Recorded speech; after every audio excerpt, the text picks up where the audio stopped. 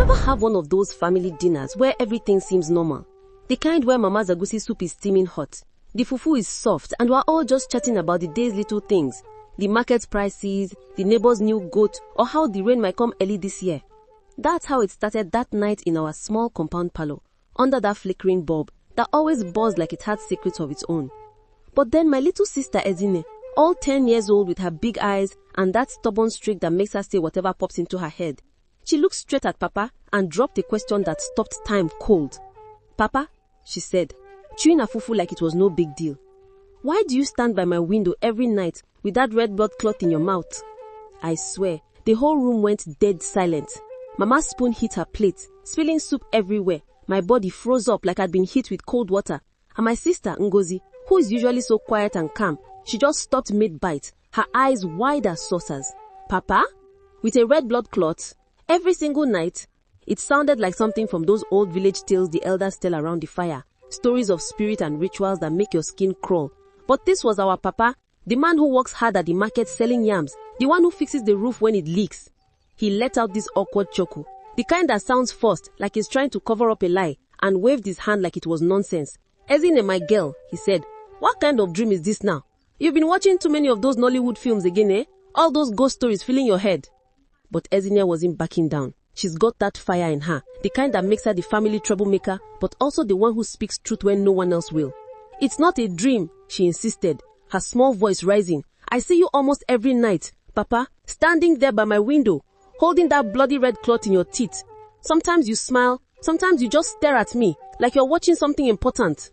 Mama tried to jump in, forcing a smile that didn't reach her eyes, saying, "Ezinne, hush now, stop this nonsense and eat your food before it gets cold. You know how these children are, with their imaginations running wild." But the damage was done. The air in the parlor turned heavy like a storm cloud had rolled in, and the food suddenly tasted like sand in my mouth.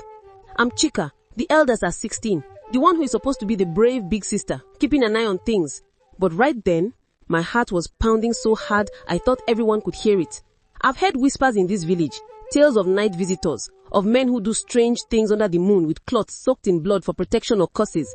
But to think it could be in our own home? It hit me like a slap. We finished dinner in that awkward silence, Ngozi barely touching her rice, Papa chewing slowly like he was deep in thought, plotting his next move. Later, as I lay on my mat in the dark, staring at the ceiling fan creaking like it was mocking me, Ezinne's words kept looping in my head. Red blood clot, every night, by her window.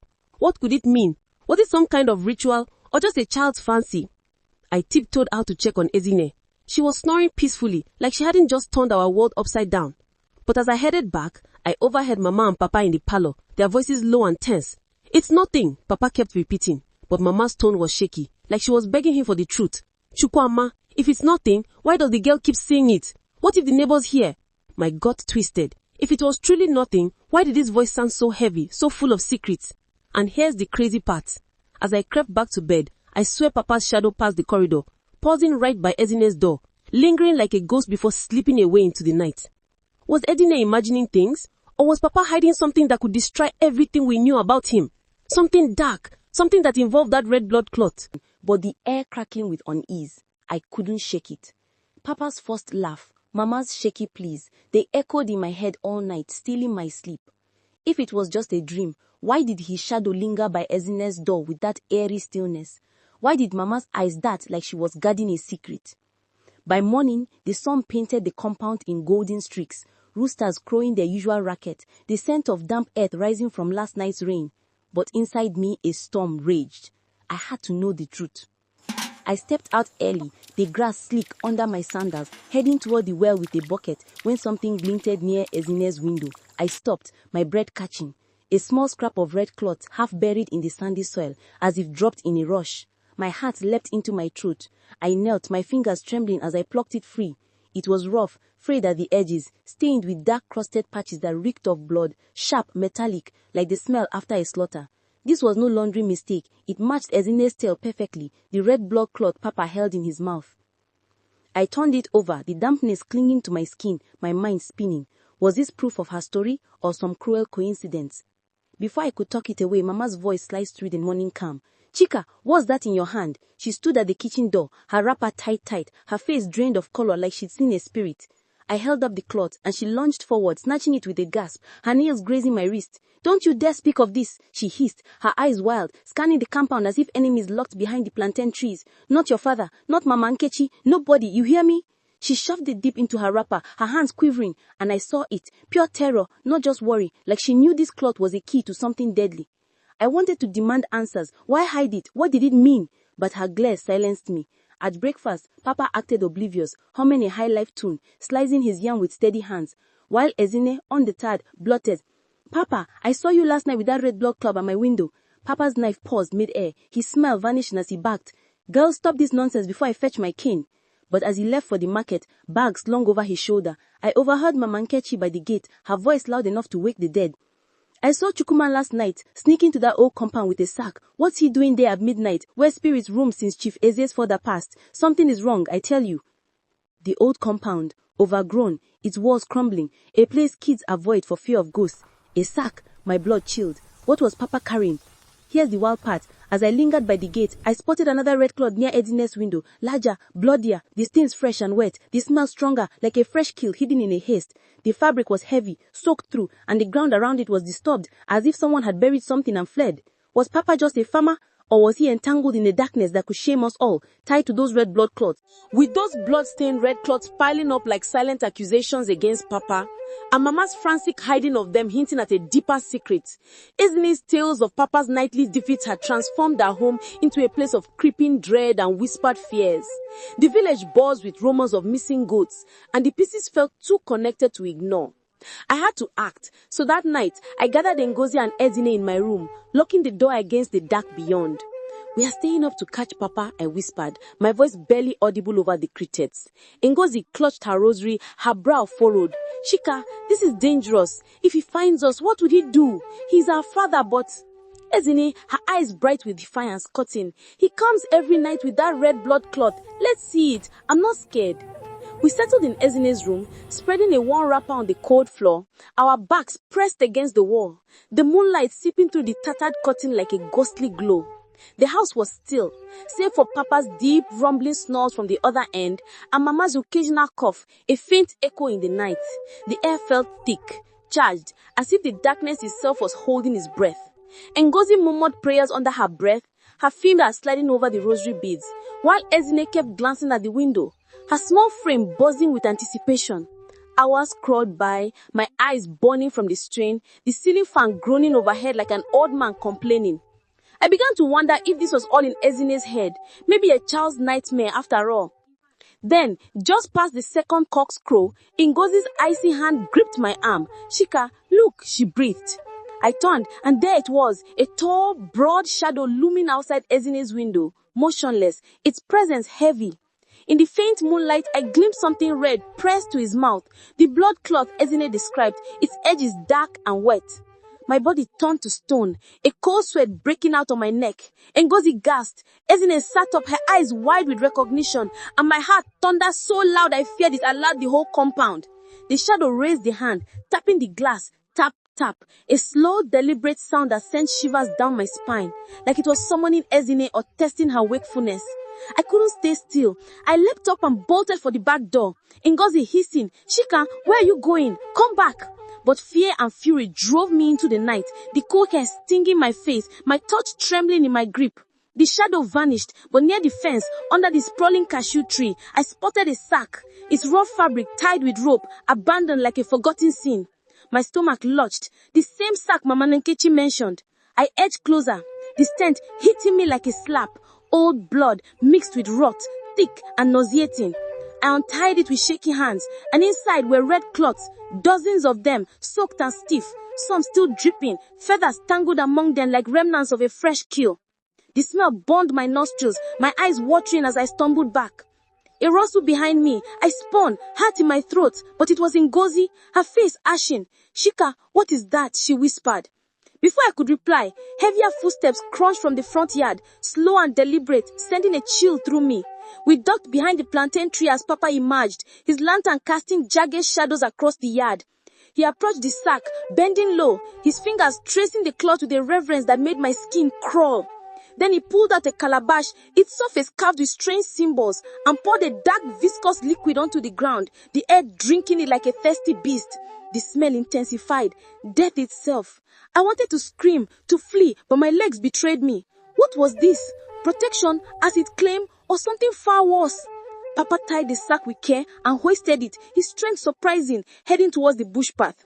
His lantern swung close to our hiding spot, and for a heartbeat, I thought his eyes met mine in the dark. He moved on.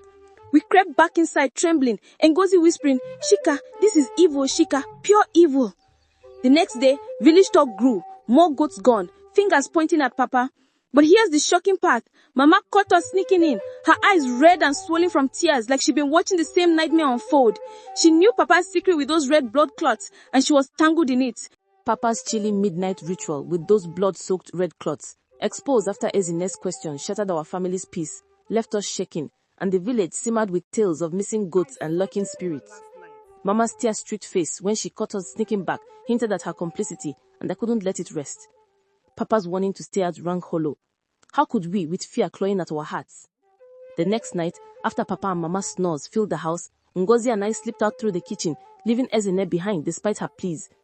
"We'll be careful," I whispered to Ngozi, our sandals soft on the dirt as we trailed Papa's lantern bobbing through the bush, the night alive with cricket songs and the rustle of leaves. We moved quietly, dodging dry twigs, our pulses racing with every crackle underfoot. Papa navigated the path with eerie familiarity, veering left at the old mango tree, plunging deeper into the forbidden bush, the trail to the abandoned compound of Chief Ezet's father. The village shunned it, whispering of curses and ghosts since the chief's mysterious death years ago. Ngozi clutched my arm, her voice a shaky breath. "Chika, let's turn back. This place is bad luck, full of spirits." I shook my head, determination hardening. We had to uncover Papa's truth with those red blood clots. At the broken gate, Papa paused, his head tilting, as if sensing us. We dropped behind cassava stems, my heart hammering as his lantern swung near, its light brushing the leaves. He didn't see us and stepped inside. We edged closer, peering through a jagged hole in the fence. What met our eyes froze my blood. 7 men encircled a roaring fire, its bitter smoke curling upward, the air thick with the stench of burnt flesh and herbs. They wore high-tide wrappers, their bodies streaked with white chalk, some clutching squawking fowls, others holding calabashes brimming with dark liquid. Their chants rose, low and guttural, words in an ancient tongue, hinting at power, protection, or curses. The rhythm pulsing like a heartbeat. Papa stood among them, a figure of authority. He dropped his sack, untied it with deliberate care, and laid out the red blood clots beside the fire, their stains gleaming wet in the flames. The men nodded, and a tall man with red beads around his neck raised his voice, proclaiming sacrifices, blood debt, and unbreakable vows. Papa tipped his calabashes at the fire, and the flames surged, red and fierce, casting demonic shadows across their painted faces. Ezinne's stories clicked. This was the source, a secret coven wielding those cloths. Then a white-cladded figure stepped forward, unveiling Mama Ifunanya, our salt-borrowing neighbor, her smile replaced by a cold stare. She joined the chant, her voice weaving with the others. Ngozi's jaw dropped. I clamped my hand over her mouth. My body shook as they knelt, the fire crackling like a living thing, the smoke clocking us. Ezinne was right. Papa was deep in this, the red blood clots his badge. Suddenly, a man turned our way, brandishing a cowtail stick, muttering about intruders. The chant ceased. Footsteps approached, Papa's voice faint. "What is it?" The man replied, "Movement behind the wall." Ice shot through my veins. Ngozi's nails dug into my arm, as in this absence, a silent relief. The lantern neared, its glow stretching through the hole. One more step and we'd be exposed. Then a goat broke free, bleating wildly, scattering the men. We crawled away, then ran, grass whipping our legs, until our compound loomed ahead, our breaths ragged. Inside, Ngozi sank to the floor, tears streaming. "Chika, what if Papa finds out?" I had no words, my mind reeling with the heat of the fire, the chants, Papa's solemn face. Here's the wild part. As we steadied ourselves, footsteps thudded outside, slow and menacing. Papa's voice, calm yet deadly, pierced the night.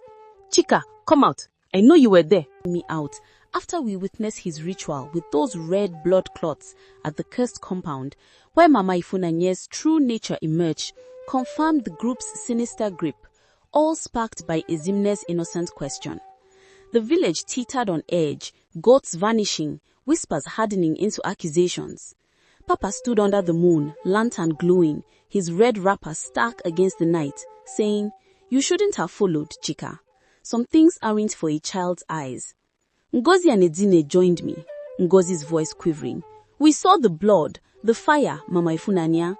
Papa's jaw clenched, his hand rubbing his head as if wrestling his thoughts. It's not what you think. Those are elders. We meet for old traditions, sacrifices to shield the village from curses.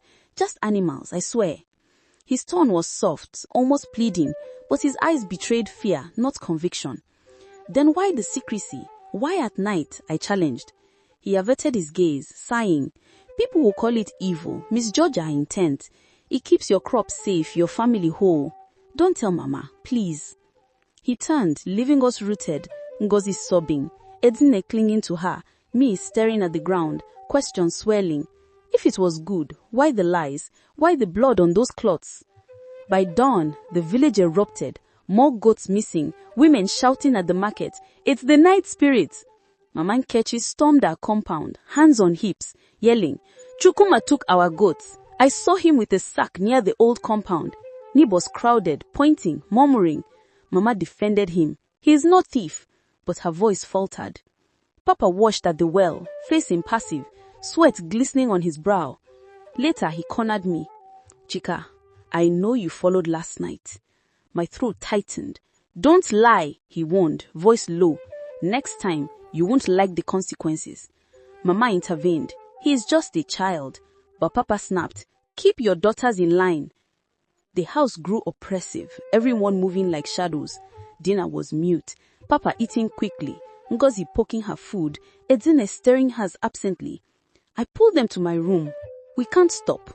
Papa is hiding something huge, and Mama is in it. Ngozi trembled. What if he catches us again? Ezinne agreed. I need to know. He's at my window with that cloth. We planned to watch discreetly. That night, I perched by my window, moon high, eyes on the bush. Just before dawn, the back door creaked. Papa, lantern in hand, sack over his shoulder. Then a white-clad figure trailed him. Not Mama. Here's the shocking part. It was Mama Ifunanya, her steps silent, her intent dark.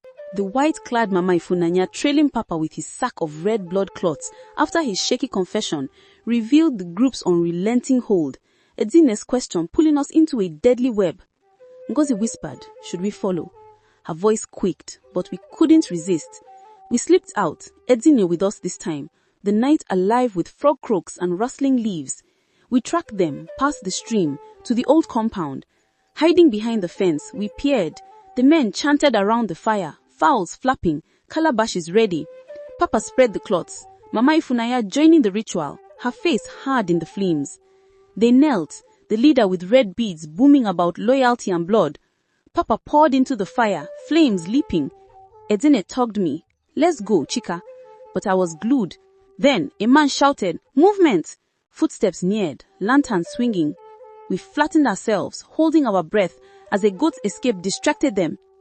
We fled home, Ngozi sobbing. What if they come for us? My head span with the chants, the blood. Morning brought chaos, goats still missing, women terrified. I confronted Mama with the knife. What is Papa doing? She sank, rubbing her hands. Chika, some things about Chukuma I don't grasp. I stopped asking, just prayed no curse struck. Her confession stung. You knew and stayed silent? She hushed me. For this family's sake, forget it. But I couldn't. Papa overheard, growling, what if it's worse? We froze. I heard you sneaking. Warn them or there'll be trouble. Tension thickened, everyone feigning normalcy. Rumors spread, curses, theft. The chief's messenger arrived. Chukuma, to the square. Something's found near the compound. Papa followed, grim-faced. Ngozi murmured. The cloths? Here's the crazy twist. Digging near the cashew tree, we unearthed bones, not animals, human. Papa paled. They were Chief Eze's father's bones, planted to trap him. The village ignited. The elders nabbed the group's remnants. Mama Ifunanya caught fleeing. Papa confessed at the square, voice cracking. I joined for protection, but they twisted it. Threats, first right to rule us. The bonds framed me if I quit. Chief Eze nodded. You've spoken. We'll help you break free. The crowd buzzed, some forgiving, others wary. The old compound burned, its curse declared ended. No more missing goats, no more night terrors. Home softened. Mama cooked with steady hands, her songs filling the air. Ngozi smiled. Ezinne played freely, no window fears. Papa joined us at dusk, sharing childhood tales, his burden lifted, promising no more secrets. He embraced Ezinne, no more window visits. We healed, the family breathing anew. But here's the truth that hid deepest. Secrets rot like wounds, tearing families apart. Papa's intent was pure, but led to darkness. Truth redeemed us. Silence shields shame, but confession builds a future. Now, under calm moons, I hear Ezinne's laughter, a sign we're whole again. The end.